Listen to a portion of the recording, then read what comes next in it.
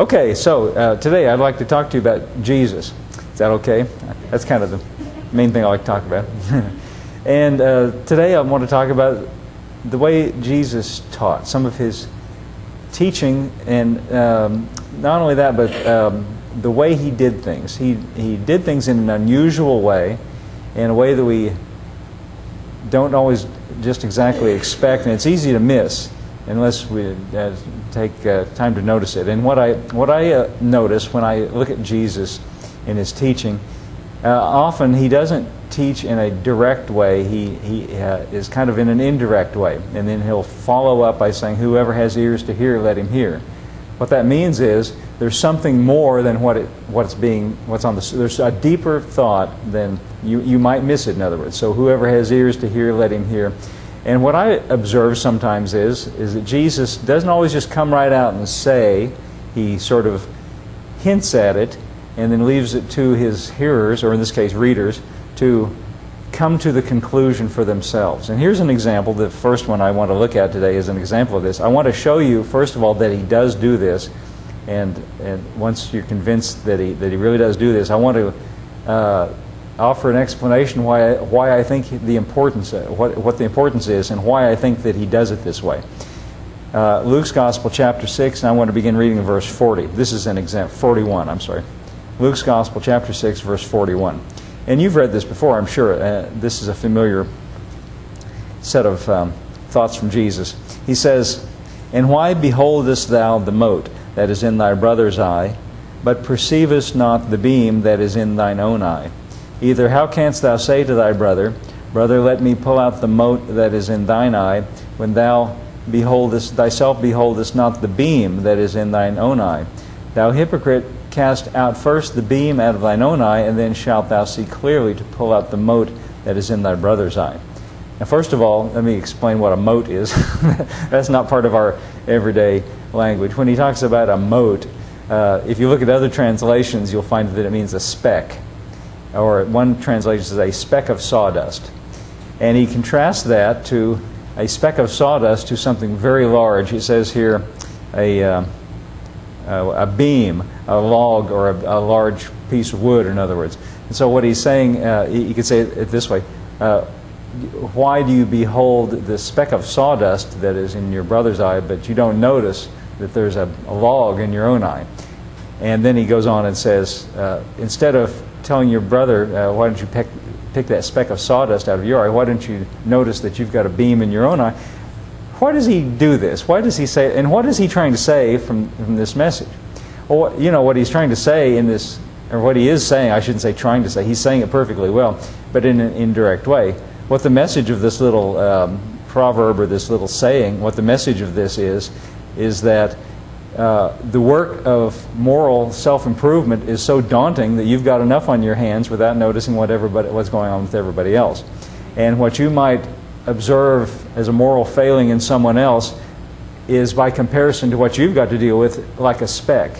What you notice other people, the things that get us all riled up about other people, by comparison or by equivalency, is relative to you. It's like a speck compared with what you've got to deal with. And the truth of it is, when we get into the rest of the New Testament, especially in the writings of Paul, we find out that, as a matter of fact, you know, when he says you first remove the beam from your own eye, then you can see clearly to help your brother. What the truth of the matter is, it's a lifetime job trying to get, and you may never do it, to try to fix what's wrong in your own life. And so what he's really saying is, you've got no business looking around at what other people's problems are. Look at your own life. Or to say it another way, let's put it another way. Let's put it in a positive light. What I think the message of this is, if you have a moral conviction, then you should be content to live by your own moral convictions. And you don't need to worry about what's going on with the other person. I think that fits pretty well with this. So here's my question. Why didn't he just come right out and say that? Why didn't he just come right out and say, you know, people, if you've got a moral conviction, why don't you just be content to live by your own moral convictions? You know, by the way, this is a side thought. What a beautiful world that would be if everybody did that. You know, and what a different vision of Christianity that could be if we just said Christianity for me is I have moral convictions, so I live by my moral convictions. You don't need to know what they are. I live by them, and I'm content with that. And I'd like to help you do the same thing. You know why I think he didn't just come right out and say it that way? I think the reason he says it this way and doesn't come right out and say it the way I just explained it is he wants his hearers to come to that conclusion for themselves. He wants his hearers, and in our case, readers, he wants his hearers to come to that themselves so it comes out of themselves rather than somebody from the outside telling you what to do. Now, what's the difference? You know, you can conform to what somebody tells you to do from the outside, but be not conformed on the inside. I heard a story one time about a little boy who always got in trouble in school, and the teacher would say to the little boy, now you go stand in the corner.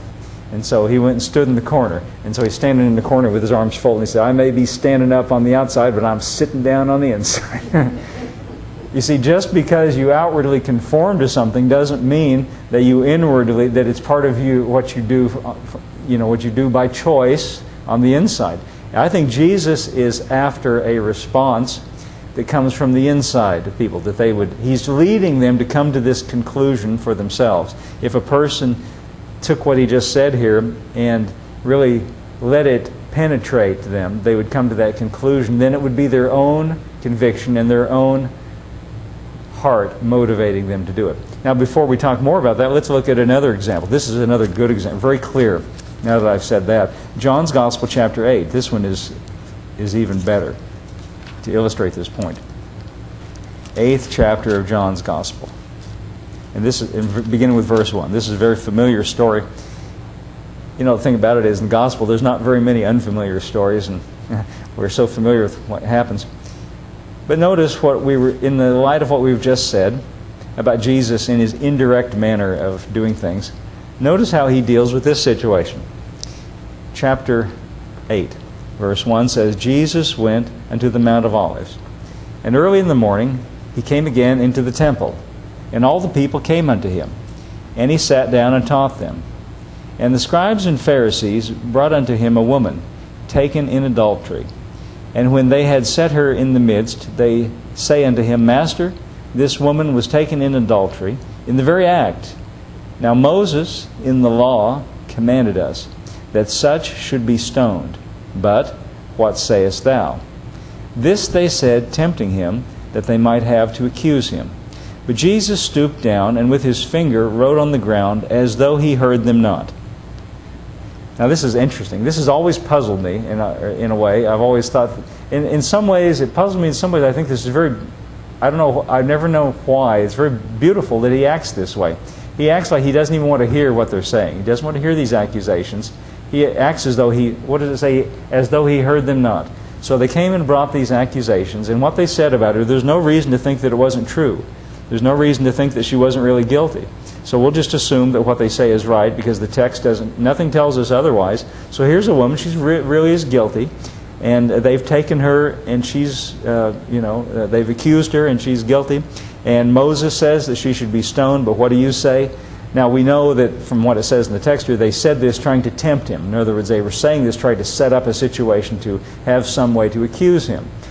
And, it's easy to read this on the surface and just say, well, this is very clever of Jesus to escape their accusations.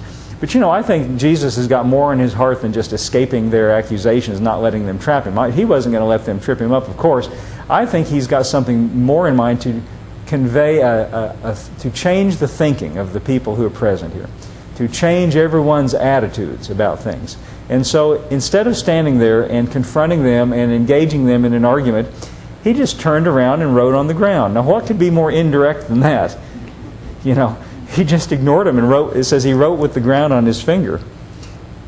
And verse 7 says, they continued to ask him. They just kept after it. So he lifted himself up and he said, he that is without sin among you, let him first cast a stone at her. And again, he stooped down and wrote on the ground. Now, what did he say to them? In essence, he said, you're right. Moses commands that she should be stoned. You're right. Moses said it all right. And you're right. She's guilty. I'm reading all this into it. So the one of you that is sinless, He didn't go one by one and tell them anything about